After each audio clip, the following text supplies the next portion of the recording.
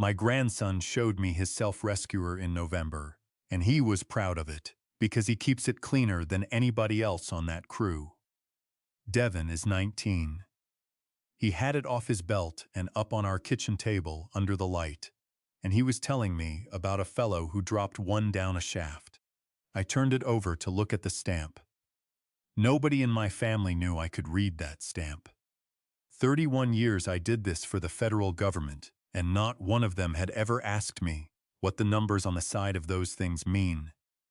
The service life on that unit ran out in March. He had been carrying a dead one down a hole every working day since the spring, and he'd been cleaning it on Sundays, and he had no idea.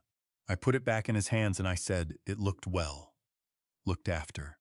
I told one lie in the whole of this business, and there it is, and I have thought about it every day since. If you have got somebody in your family who signs things they don't read, stay with me. Subscribe to True Deceit Stories, and I'll tell you the whole of it. My name is Curtis Ballard. I'm 71. I live in Kettle Gap, which is a county, not a town.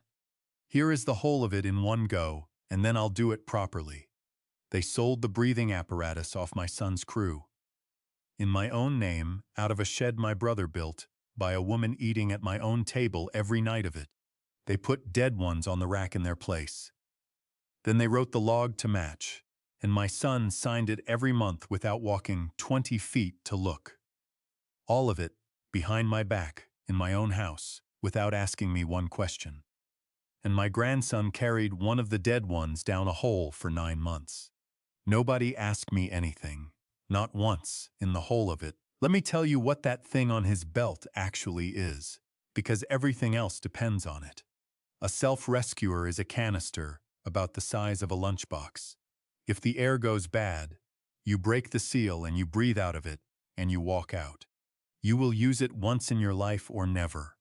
Most men never do. It costs about $1,000. It has a serial number stamped into the casing and a date, and after that date, the chemistry in it isn't to be relied on. Now here is the part that matters. Every unit in service goes on a log by serial number. The log has to match the rack. Those two things, side by side, once a month. I read logs against racks for 31 years. Walk the line with a clipboard, write down 11 numbers, go to the office, read the same 11 numbers off a page. Duelist work in the industry. I did it 4,000 times. And it's the only reason any of this came out. We're Ballard Contracting. My brother Roy started it, and I never had any part of it, because I was on the other side of the fence, and you can't be a both. My son Marcus runs it now. He is 47. He is a good foreman, and he has never been a paperwork man.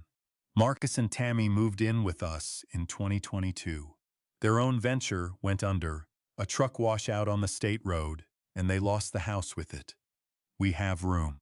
My wife Dale died in 2018, and I was rattling around in there. Tammy took over the books and the purchasing that same year, and she was good at it, and everybody said so. I'm not saying that to set anything up. She was genuinely good at it. The firm has never been better organized. Devin came on the crew at 18, straight out of school. I had feelings about that. I kept them to myself, which is what you do. The packing slip was on the kitchen counter in October, and I didn't think anything of it. I want to be honest about that. I picked it up, I looked at it, and I put it back down. It said Sharp Mining Supply, and it had a line on it for 11 units. I read it as a delivery. Of course I did. Deliveries come. It was 3 weeks later, with Devin's rescuer in my hand, that I remembered a piece of paper. Why would 11 units be leaving a yard that size? They wouldn't, and I took 3 weeks to ask the question. I went and found it in the recycling. It wasn't a delivery note. It was a sales slip. Ballard Contracting was the seller. She hadn't bought 11 units. She had sold 11 units. I walked the rack on the second Sunday in November. Nobody was at the yard. Marcus and Tammy had gone to her mother's and Devin was at his girlfriend's, and I had a key because I have had a key since Roy put the shed up in '96. 11 units on the rack. correct number, correct spacing. Somebody had even lined the handles up. Who lines up handles? Somebody who expects the rack to be looked at from the door and not from arm's length. I wrote down 11 serial numbers on the back of a feed store receipt. Every single one was out of service life. The newest of them had gone out in January. Now you need to understand what that means, and I'm going to say it once.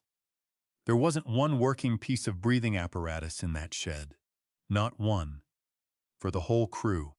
If a section had gone bad, 7 men would have broken the seal on $1,100 of nothing and walked into it. I sat down on a pallet in my brother's shed and stayed there a while. It was cold in there, and I didn't notice for about 20 minutes. I've been in a lot of sheds like that one.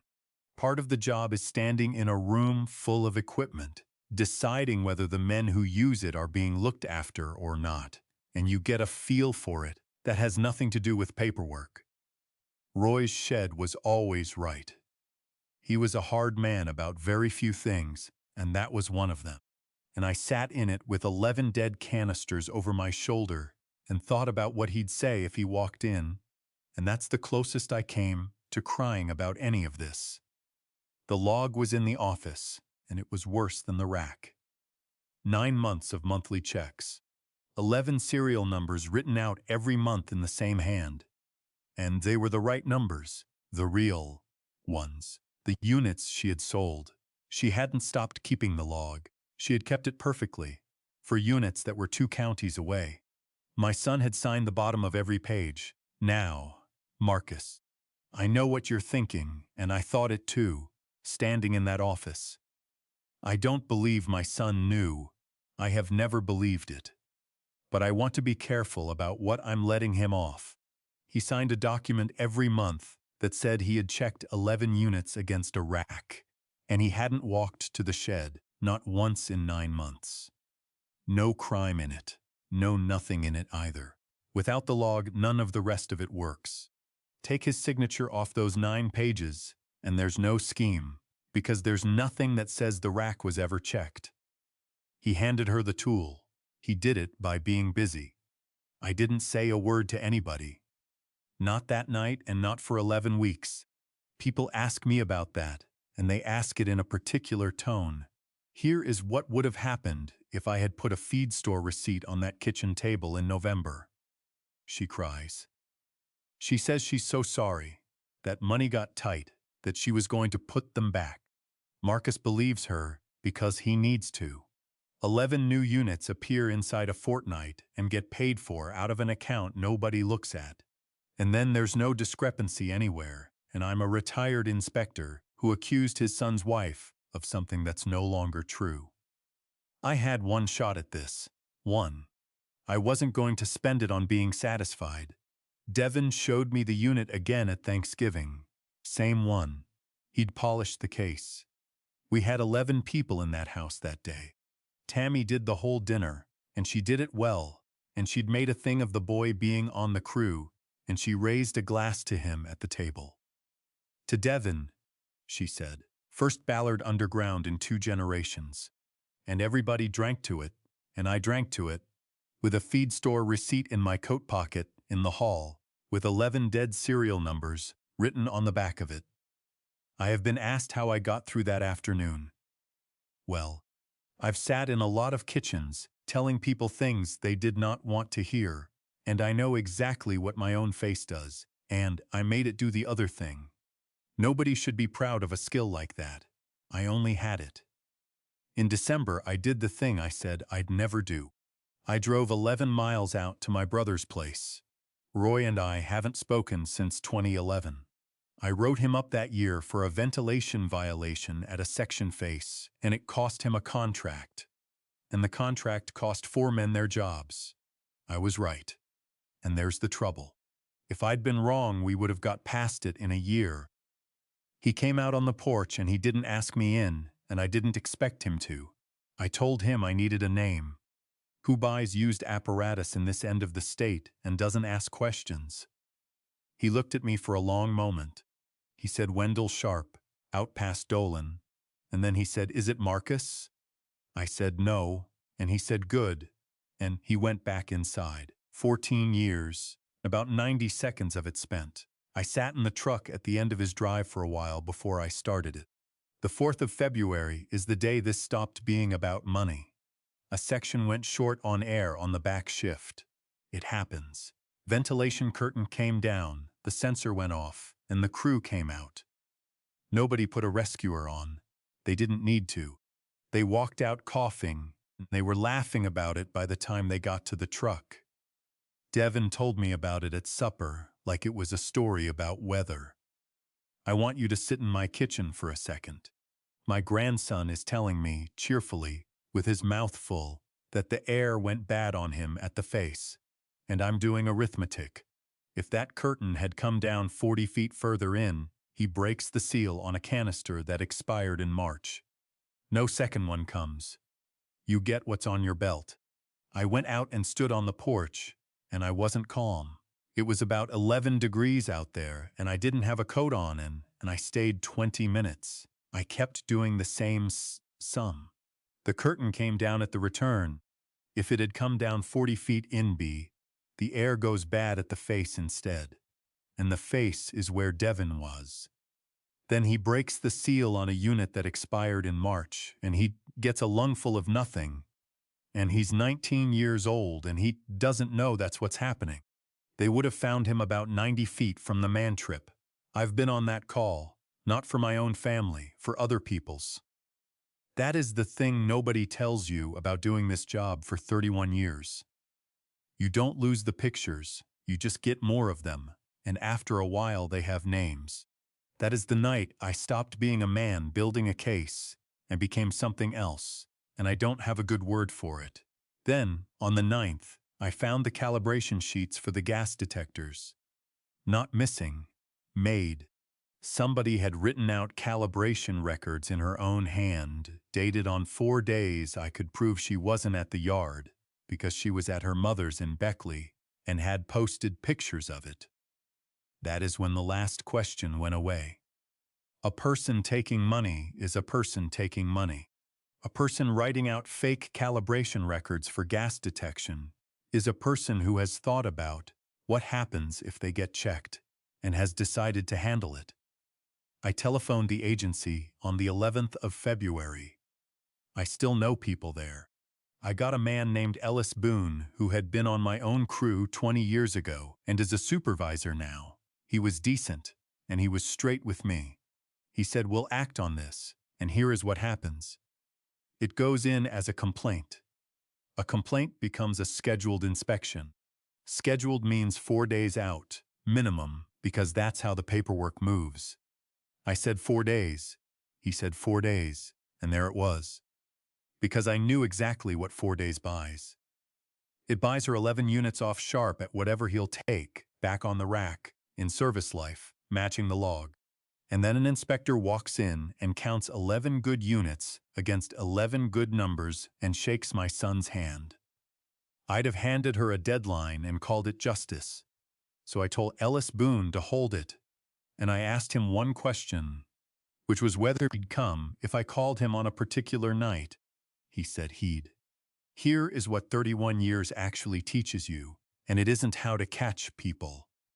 It is that everything in that industry is a number stamped into metal and a number written on a page, and the whole system runs on nobody ever putting the two side by side. I didn't need her to confess. I didn't need Marcus to believe me. I needed 11 casings and 11 lines on a log in the same room at the same time, in front of somebody with a badge, and the only way that happens is if she puts them there herself. On Sunday the 15th, I said it at the kitchen table, with all 4 of us sitting there.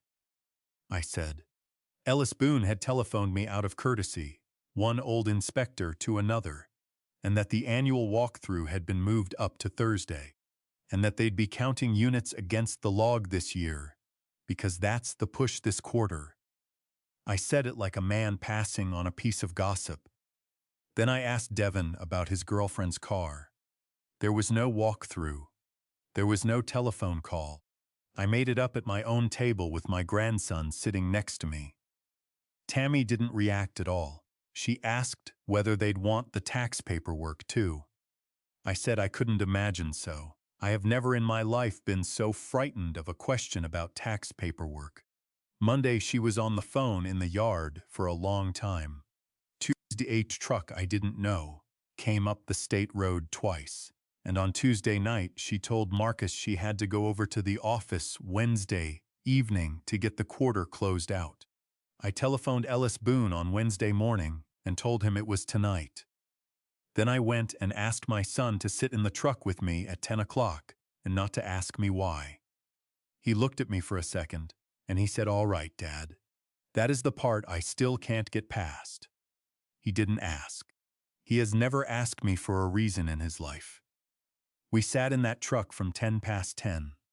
It was 19 degrees. I wouldn't run the engine. Marcus didn't say one word for an hour and 20 minutes, and I have known that man since the day he was born, and I have never seen him hold still that long. At about 20 past 11, headlights came up the yard road and went off before they got to the gate. Her car and a flatbed behind it. She had the padlock key. She has had it for 2 years. They got the shed open, and they started carrying units in out of the truck bed 2 at a time, and stacking the old ones on the ground outside the door. Wen Sharp is a heavy man in his 50s, and he was slow about it. And she was fast. And she was doing most of the carrying. 11 good rescuers going onto a rack in the dark by a woman in a work coat. At 11:30 at night, in 19 degrees, there's a camera on the fuel tank at that yard. Roy put it up in 2019 because somebody was taking diesel, and it points at the shed door, and it has taken sound the whole time. I've watched the file since. Everybody has, by now. She's got a canister under each arm, and Sharp says something about the racks being wrong end on, and she says it without stopping walking. Nobody's ever going to open one anyway. That is my grandson she's talking about. That's the boy who polishes his, Marcus said. That's Tammy. I said yes. And he went to open the door of the truck, and I put my hand on his arm, and I said, "Not yet, son. That is the worst thing I have ever done to anybody, and I'd do it again." The yard lights came on at 25 to 12. 2 agency trucks and a county car came in through the gate with their lights going, and the yard at Ballard Contracting is lit like a ball field because Roy wired it that way in '96, and everything in it went white. Sharp put a rescuer down on the gravel and put his hands up straight away. A man who has been arrested before knows what the lights mean. She didn't. She stood in the shed door with a canister in each hand and started explaining. She said the units had been out for servicing. She said it twice. She said it to Ellis Boone, who has 40 years underground, and was standing there with a clipboard, looking at 11 expired casings, stacked in the mud by her feet. And Marcus got out of the truck. I couldn't have stopped him, and I didn't try. He walked into that light and stood about 10 feet from his wife and said her name once, and then he said, "Devin carries one of these." She said, "Marcus, it isn't what it looks like." He said, "Devin carries one of these." That is the only thing my son said in that yard, and he said it twice, and then he sat down on the running board of the flatbed and put his hands over his face. Ellis Boone read her the numbers off the casings on the ground. That is all he did. He just read them out, one at a time, in that flat way inspectors have, and a deputy wrote them down. 11 numbers. And when he had finished, he opened the logbook on the hood of the county car and read the same 11 numbers off the page. That is what I had waited 11 weeks for. 2 lists of numbers, read aloud in a yard, in the cold. And she looked over at me then, and I want to tell you what was on her face, because it wasn't fear, it was arithmetic. She was going back through the week, the Sunday, the kitchen table, the gossip about Ellis Boone, the question about the tax paperwork, the 4 days. She had spent 3 days working as hard as she has ever worked to put every single unit she sold back into one building on one night. because I asked her to.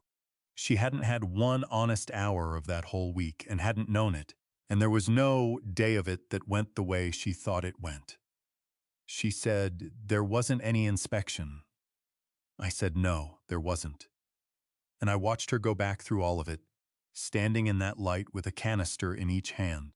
Every Sunday I had sat at that table and said nothing. Every month she had written out 11 numbers, and I had known they were wrong. The whole of November, the whole of December, February. She had spent 9 months certain that the old man in the back bedroom was the one person in the county who couldn't read a stamp, when he was the only one who could. She'd never once suspected there was anything to suspect. All this time, the whole 9 months of it, she'd been managing a man who was reading her handwriting, and her face did the thing I've seen twice before in 31 years in kitchens, when somebody works out that the inspector already knew from the start. She hadn't been caught out on a bad night. She'd been walked from the first page of that log by somebody who'd already read it. Now the rest of it, which is short, because the yard is the part that matters. Sharp gave her up before they made the county line. He named 3 other outfits he had bought from, and 2 of those got shut inside a fortnight, and one of them never opened again. Tammy was charged with theft, with falsifying required safety records, and with reckless endangerment, because on the 4th of February my grandson went into a section with bad air carrying a canister that expired 11 months before. She fought it. She had a lawyer out of Charleston, and she spent everything on him. She lost on 11 numbers stamped into 11 pieces of metal. There's no arguing with a stamp. They played the yard camera in that courtroom. 14 seconds of it, with the sound up. Nobody's ever going to open one anyway. Her own lawyer stopped writing. I watched him do it. And Devon's 2 rows behind me, and he heard it. And I'd have given a great deal for him not to have been in that room. 19 years. Sharp took 11. Marcus wasn't charged. He signed 9 pages he hadn't checked, and there's no crime in that. And the agency took a hard look at him anyway, and he sat through all of it and didn't once say he'd been fooled. The firm survived. Barely. And only because Ellis Boone wrote it up honestly. And honest in that report meant the equipment failure was purchasing, and the foreman was negligent and not complicit. Marcus walks that rack now, every Monday, with a clipboard like a man doing penance, which is what it's. He sends me a photograph of the sheet when he's done. I never asked him to, and I have never once said anything about it. The first Monday he did it, in April, he sent 11 numbers and nothing else. No message. I wrote back one word, good. That is where he and I are. It isn't much, and it's more than it was in February. Devon left the crew in March. That wasn't my doing, and I didn't ask him to. He is 19, and he did the arithmetic himself about 11 months, and a curtain coming down 40 feet further in. He is at the community college on the diesel program, and he isn't happy about it yet. He and I have talked about it exactly once, in the truck, in May, outside the parts store. He asked me whether I'd known in November, when he had it up on the kitchen table under the light. I could have managed that question. There were 4 or 5 answers that would have done, and I have used every one of them on other people's families over 31 years, and he'd have taken any of them. He's 19. He asked me straight. I said yes. I'd known since November. He didn't say anything for a while, and then he said, well, you are the reason I'm not still carrying it. Both of those are true, and I haven't found a way to hold them at the same time. I finished the wall in March. 60 feet of dry stone along the property line that I started in 2016 and quit on when I ran out of field stone, and it has been sitting there with a heap at the end of it for 4 years. I did the last 15 feet in 11 days. I had to buy a pallet of quarried stone to do it, because there's no more field stone on that place. It is cut square and it's pale, and it sits against 60 feet of round gray river rock. It is one wall. Anybody who looks at it sees two walls that met in the middle. I have decided I don't mind that. Roy came by in April. He stood at the end of it with his hands in his pockets and looked at the join for a while, and he said, "You ran out." I said I did. He said, "You could have asked me. I have got a field full of it." And he got back in his truck. That is where that stands. It isn't fixed, and it isn't going to be. And a man who tells you every family gets put back together is selling you something. People ask whether anybody else stood by me in it. Not really. There's Roy, and Roy came the once and went, and that's the whole of the neighborly side of this. But Ellis Boone comes by, twice now, both times about nothing, both times for an hour.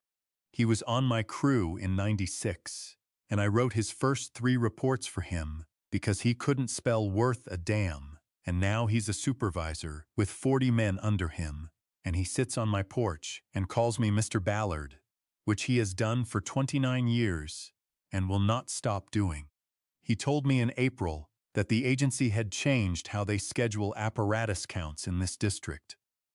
Unannounced now for the ones with a history. He said it like a man mentioning the weather.